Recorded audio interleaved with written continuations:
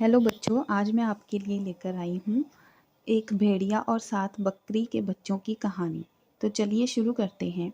ये कहानी बकरी और उसके 7 बच्चों की है, जिन्हें खाने के लिए एक भेड़िया उनके पीछे पड़ा रहता है। एक जंगल किनारे घास के मैदान में एक सफ़ेद रंग की बकरी अपने 7 बच्चों के साथ रहती थी। उनका एक छोटा सा घर था, जिसमें वे सब बड़े प्यार से रहते थे। बकरी अपने बच्चों के खाने पीने की व्यवस्था करती और सातों बच्चे जंगल में खेलते, नाचते गाते, उछल कूद मचाते। उनके दिन बड़ी खुशी से गुजर रहे थे।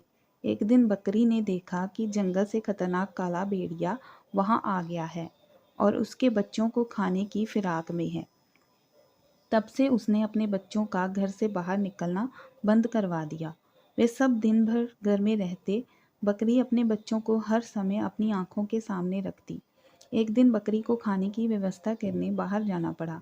जाने से पहले उसने बच्चों को हिदायत दी, मेरे प्यारे बच्चों, घर से बाहर मत निकलना। खतरनाक भेड़िया आसपास ही घूम रहा है। कोई भी दरवाज़ा खटखटाए तो बिना पूछे दरवाज़ा मत खोलना। ये काला भेड़िया है।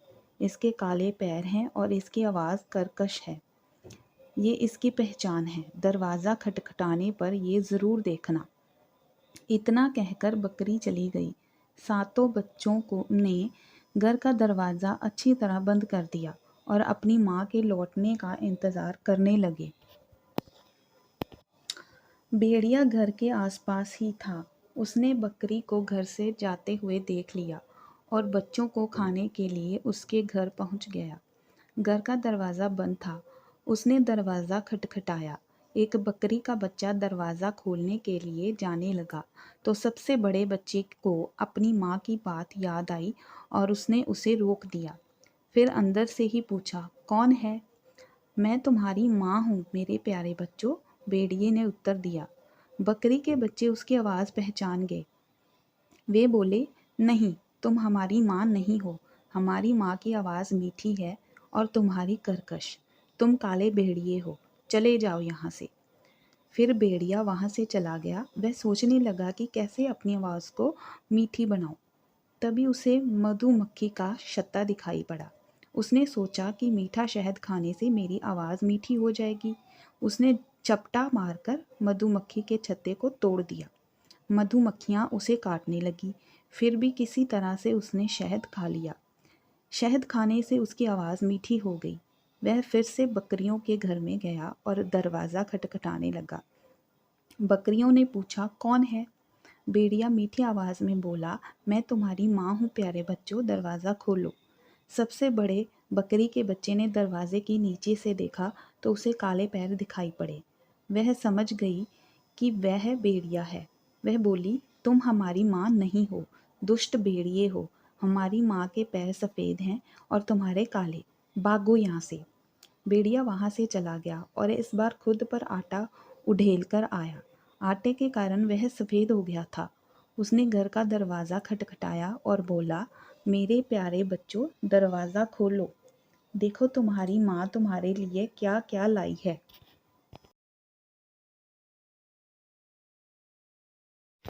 उसकी मीठी आवाज़ सुनने के बाद बकरियों ने दरवाजे के नीचे से उसके पैर देखे, जो आटे के कारण सफ़ेद हो गए थे। बकरी के सबसे बड़े बच्चे ने कहा, लगता है हमारी माँ आ गई, दरवाज़ा खोल दो। बाकी बकरी के बच्चे बोले, लेकिन सबसे छोटे बकरी के बच्चे ने उन्हें रोका कि ये भेड़िया भी हो सकता है। दूसरी बकरियों ने उसकी बात नहीं मानी तो वह अंदर के कमरे में जाकर छुप गई। बकरी के सबसे बड़े बच्चे ने दरवाज़ा खोल दिया और भेड़िया दनदनाते हुए अंदर आया। दुष्ट भेड़िए को देखकर बकरी के बच्चे इधर उधर भागने लगे, लेकिन भेड़िए ने उन्हें निगल लिया। उसे याद ही नहीं था कि बकरी के 7 बच्चे हैं, इसलिए उसने बकरी के सबसे छोटे बच्चे को नहीं ढूंढा और चला गया। कुछ देर बाद बकरी वापस लौटी।